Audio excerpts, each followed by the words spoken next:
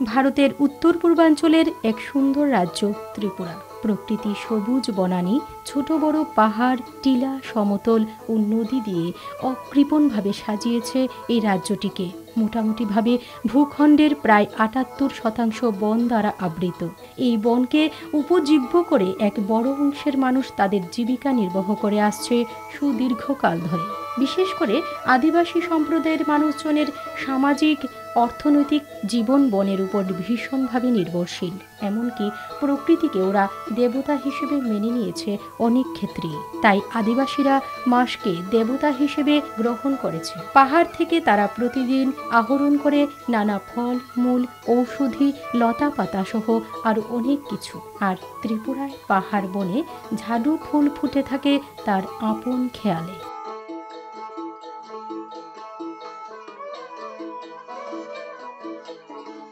ঝাডু ফুল ত্রিপুরার বনের একটি অতি পরিচিত বনজ সম্পদ। মূলত ঘর পরিষ্কার করার জন্য ব্যবহৃত ঝাডু তৈরি করতে এই ঝাডু ফুল ব্যবহৃত হয়।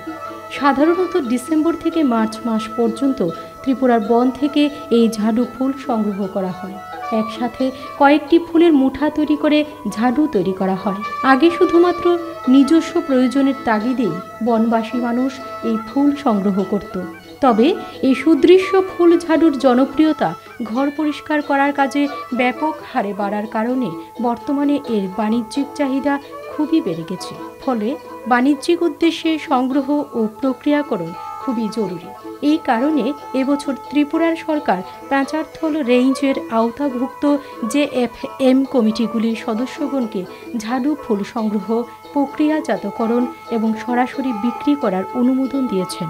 গান্ধীগ্রাম আগরতলাস্থিত NTFP সেন্টার অফ এক্সিলেন্স এর জন্য প্রশিক্ষণ, সচেতনতা সৃষ্টি এবং বাজারের সাথে সংযোগ গঠনের কাজ করে চলেছে।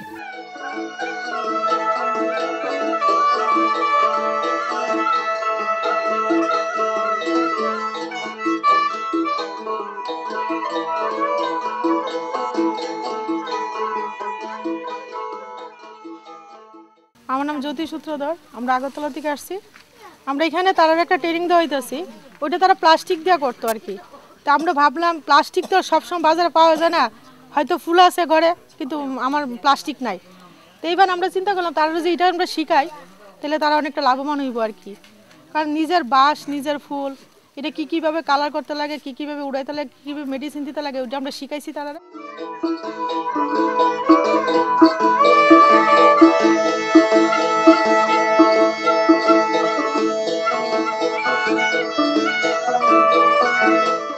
আমার নাম হইল বিশ্ববতী চাকমা। আমি হইলাম এই দেবাসর রাজ্যা ফ্যাক্টরির মানুষ।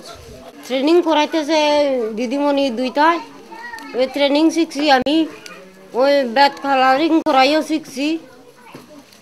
এখন আমি বেত লইয়াও বানাইতে পারি।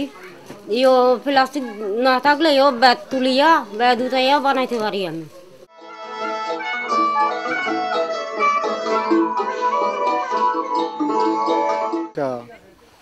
ভোকেশনাল ট্রেনিং সেন্টার জায়কার, এখানে আমরা ফুল ঝাড়ু নিয়ে আমরা ব্যাপকভাবে 75 রেঞ্জে, পুরা 75 রেঞ্জে আমরা ফুল ঝাড়ুর হারভেস্টিং আর প্রসেসিং অ্যান্ড ভ্যালু এডিশন আমরা শুরু করছি।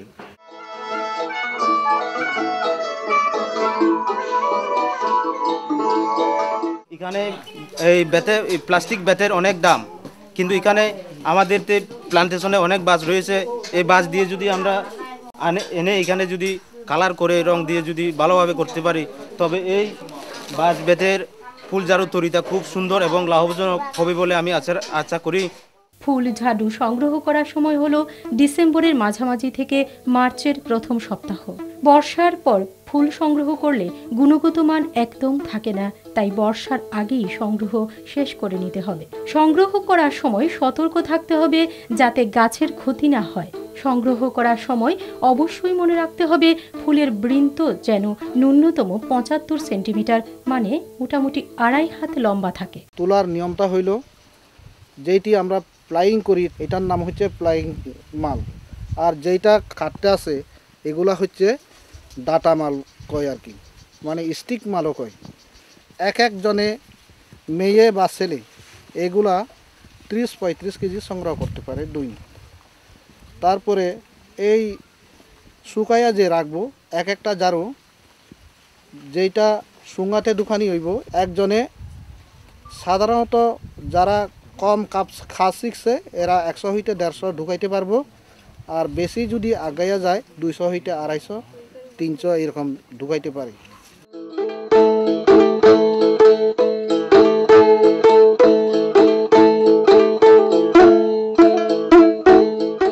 ঝাডু ফুল সংগ্রহ করার পর ত্রিপুরার সংগ্রহকারীরা সরাসরি কাঁচা অবস্থায় খরিদ্দারের কাছে বিক্রি করে দেয় বা নিজেরা কিছু প্রক্রিয়াজাত করে বিক্রি করে থাকেন।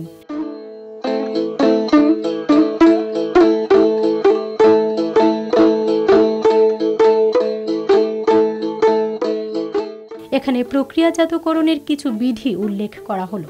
প্রতিদিনের সংগ্রহ এক জায়গায় না জমিয়ে রেখে দিনে যা সংগ্রহ করা হলো তাই রোদে ভালোভাবে শুকিয়ে নিতে হবে।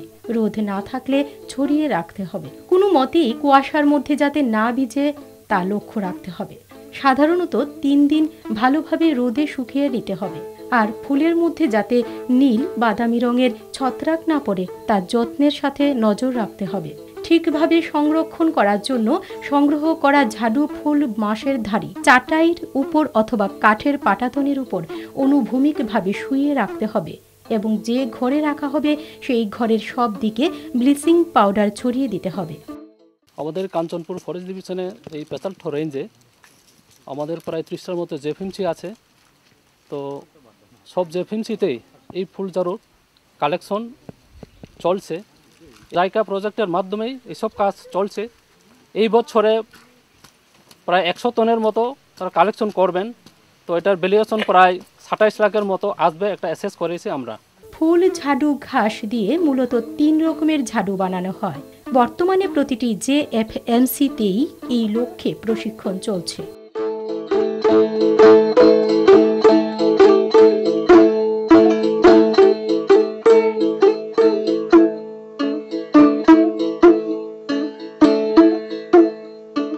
আজকে প্রায় মোটামুটি ঝাড়ু ট্রেনিংয়ে 49 জন নাকি 50 জন মোটামুটি ট্রেনিং দিছে। দৈনিক একজন 60 মুঠো ঝাডু ফুল সংগ্রহ করতে পারে। একটি ঝাডুর উপর মাত্র 4 টাকার পাইপ আর মাত্র 50 পয়সার গুণা ব্যবহার করে প্রায় 21 টাকায় বিক্রি করতে পারেন। গড়ে দৈনিক একজন ব্যক্তি 200টি ঝাডু বানাতে পারে। আমরা ফুল ঝাড়ু বানাইয়া 21 টাকা 25 পয়সা দরে বিক্রি করি। প্রতিদিন 200-250 টাকা আমরা এখান থেকে রোজগার করি। আমরা এখানে 30-40 জন কাজ করি।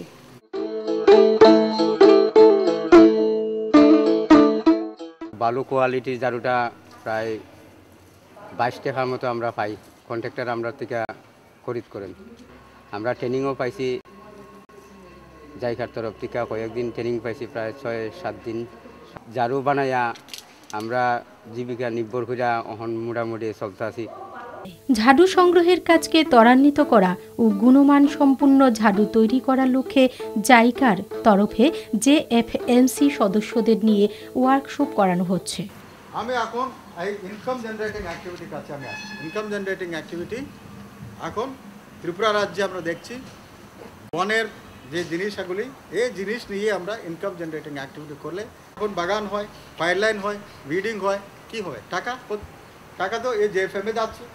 ট্রেনিংয়ের ব্যবস্থা করে দেয়া হচ্ছে সুদৃশ্য ঝাডু নির্মাণের উদ্দেশ্যে। ফলে এবছর ঝাডু ফুল সংগ্রহের পরিমাণ বেড়েছে কয়েক গুণ।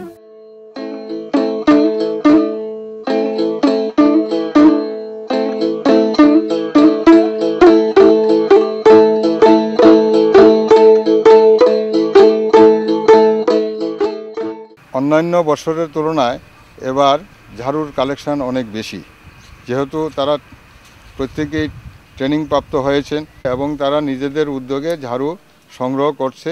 ত্রিপুরা সরকারের মাননীয় বনমন্ত্রী শ্রী জিতেন্দ্র চৌধুরী এই প্রকল্পের উদ্বোধন করে বনসম্পদের উপযোগিতার কথা বলেন। আমাদের যে সমস্ত অংশীদারি বনায়ন সমিতিগুলো আছে তাদেরকে দিয়ে সরাসরি এই ফুল ঝাড়ু সংগ্রহ থেকে শুরু করে একেবারে বাজারজাত করা অবধি তার যে প্রক্রিয়াকরণ সমস্ত ক্ষেত্রে তাদেরকে যুক্ত করা। এতে মাঝখানে যে মধ্যস্বত্বভোগীরা তারা থাকবেন না। এই জেএফএম কমিটির সদস্যরা যারা এই একদম বনের মধ্যে বা বন সংলগ্ন বসবাস করেন এবং যাদের সংখ্যাগরিষ্ঠ হলো আমাদের রাজ্যের উপজাতি অংশের মানুষ এবং মহিলারা, তারা দারুণভাবে উপকৃত হবে। এইভাবে পেচারথল থেকে উদ্যোগ শুরু হলো। আমরা ধীরে ধীরে ত্রিপুরা রাজ্যের সমস্ত এই রেঞ্জের ক্ষেত্রেতে সরাসরি এই জেএফএম কমিটিদের দিয়েই আমরা এই কাজটা করতে চাই।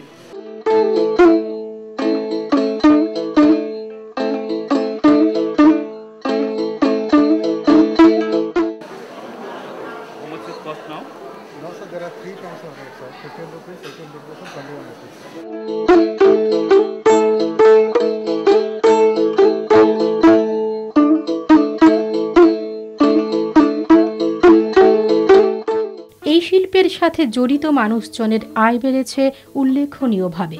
আজকাল ঝাড়ু ব্যবসায়ীরা সরাসরি সঠিক দাম দিয়ে জেএফএমসি থেকে ঝাড়ু ক্রয় করে নানা স্থানে রপ্তানি করছেন। গত বছর পুরা পেচারতল রেঞ্জে 3 টন মাল কালেকশন হয়েছে না, সেই জায়গাত এই বছর ভালো রেট পাইয়া পেচারতল আন্ডারের যে জেএফএমসিগুলা তারা সবাই মিললে 300 টন প্লাকিং মাল কালেকশন করছে। প্লাস এখন তারা ঝাড়ুও বানাইতে আসে। আমরা ঝাড়ু কিভাবে সুন্দর হইব ওইটা আগে ট্রেনিং দিছি, প্লাস এখনও তারা দেখাই দিতে আসি।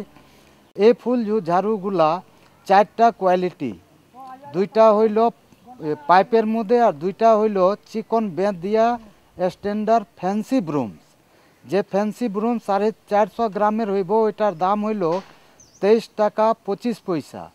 400 গ্রামের যে ফ্যান্সি ফুল ঝাড়ু ওইটার দাম হলো 21 টাকা 25 পয়সা। 300 গ্রামের পাইপের যে ঝাড়ুটা প্লাস্টিকের পাইপ মধ্যে তৈরি করা ওইটার দাম হলো 17 টাকা 10 পয়সা। আর 250 গ্রামের যে ফুল ঝাড়ুটা পাইপের মধ্যে তৈরি ওইটার দাম হলো 15 টাকা 10 পয়সা।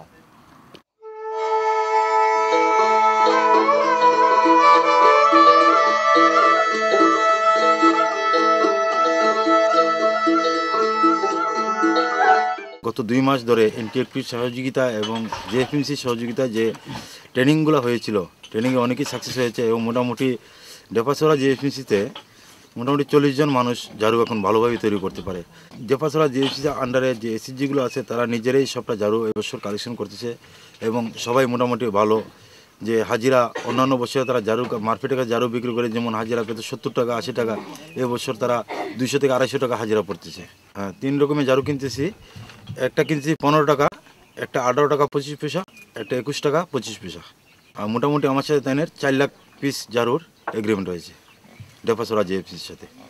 এই যে ফিনিশ গুডসটা আমি তাদের থেকে কিনতেছি এবং 4 লাখ ফিনিশ গুডসের যে এগ্রিমেন্ট হয়েছে ওই মালগুলো আমি ত্রিপুরা বাইরে পাঠাবো।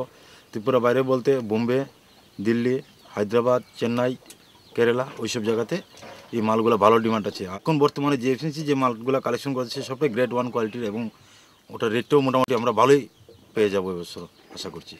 এই সাফল্যের বহিঃপ্রকাশ দেখা গেল 22 এপ্রিল 2011 সনে। ওই দিন পেচারথল জেএফএমসি ব্রুম মেকিং কমিটি এক আকর্ষক ব্যতিক্রমী অনুষ্ঠানের মাধ্যমে রাজ্যের বনমন্ত্রীর হাতে তাদের ঝাড়ু বিক্রি থেকে আয়ের লভ্যাংশ 50,000 টাকা তুলে দেন বন উন্নয়নের জন্য।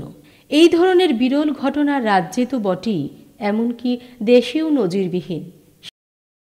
আমাদের রাজ্যে যে অকাস্থল বনজ সম্পদ বা যেগুলোকে আমরা এনটিএফপি বলি, এই এনটিএফপির সংগ্রহ এবং তার সঠিক প্রক্রিয়াকরণ এবং মার্কেটিংয়ের যে স্কোপকে যদি আমরা ঠিক সেরকম ব্যবহার করতে পারি, এটা কী ধরনের যে সুবিধা হতে পারে, পেচারথল জেএফএম কমিটি তার নতুন উদাহরণ তৈরি করেছে। এখানে মাত্র একটা রেঞ্জে 500 এমটির উপরে সেখানে এই ফুল ঝাড়ু সংগৃহীত হয়েছে এবং তারা 1,67,00,000 টাকার মুনাফা তুলতে পেরেছে। তা আমাদের রাজ্যে সেই হিসাবে প্রায় 15 থেকে 20,000 এমটি প্রতি বছর আমরা ফুল ঝাড়ু সংগ্রহ করতে পারি। এটা সর্বত্র যদি আমরা জিএফএম কাজে লাগাতে পারি তাহলে 100 কোটি টাকার এখানে এই ব্যবসা হতে পারে, অর্থাৎ এই জিএফএমসিদের ঘরে আসতে পারে, যেগুলো যদি সংগ্রহ না করি আমরা এটা সেই বছরই শেষ হয়ে যাবে এরকম। ঝাড়ু ফুল সংগ্রহ ও তার থেকে গুণমান সম্পন্ন ঝাড়ু তৈরি গ্রামীণ খেটে খাওয়া মানুষকে নতুন দিশা দেখাচ্ছে। আমরা ঝাড়ু ট্রেনিং পেয়েছি, আমরা রেঞ্জ অফিসার মাধ্যমে আমাদের ঝাড়ু কিভাবে তৈরি করা হয় সেই ট্রেনিংগুলি আমাদেরকে দিয়েছে সবাই। আমরা এখানে যতগুলো আমরা আছি এখানে আমরা 59 পরিবার যুক্ত এই জিএফএমসির মাধ্যমে। আগামী দিনগুলোতে আমরা এদের জন্য ভালো দিনই আশা করছি। ত্রিপুরা জাইকা প্রজেক্টের মাধ্যমে আমরা এদের লাইভলিহুড অপরচুনিটির সুযোগ করে দিচ্ছি এবং আশা করছি প্রজেক্ট যখন শেষ হবে তখন এনারা স্বাবলম্বী হয়ে উঠবে। যে সম্পদ সঠিক পরিকল্পনার অভাবে অনেকটাই বনে জঙ্গলে নষ্ট হতো বা কম গুণমান সম্পন্ন ঝাড়ু তৈরি হতো, আজ প্রশিক্ষিত মানুষের হাতের স্পর্শে হয়ে উঠেছে এক অনন্য শিল্প, যা দেশের নানা প্রান্তে ছড়িয়ে পড়ছে আপন গরিমায়।